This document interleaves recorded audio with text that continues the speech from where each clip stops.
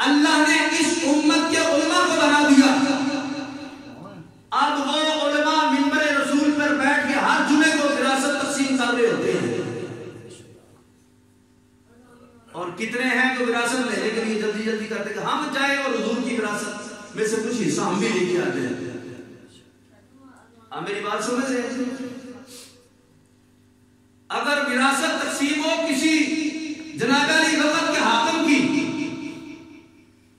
وراثت تقسیم ہو کسی جگیردار کی، کسی گاؤں کے چودھری کی، جب وراثت تقسیم ہو عام اعلان ہو جائے کہ جس نے جتنا حصہ لینا ہے، جو جتنا پہلے ہے وہ اس کو اتنا زیادہ حصہ ملے گا، تو میرے خیال سے جمعے کا سورج بعد میں طلوع ہوگا، مسجد کے باہر جو پہلے رش لگا ہوگا کہ جناب میں پہلے آیا ہوں، مجھے زیادہ حصہ ملنا چاہیے.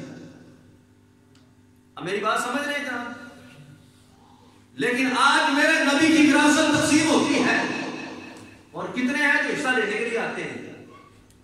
جب یہ وراثت تقسیم ہونے کا جب آغاز ہوتا ہے، بس 2-4 بندے بیٹھے ہوتے ہیں ہمارے یار محبت، اور وہ مجھے بھی تکلیف ہوتی ہے بعض مرتبہ کہ یار اب میں کس کو یہ حصہ تقسیم کروں، لینے والے نہیں ہے کوئی.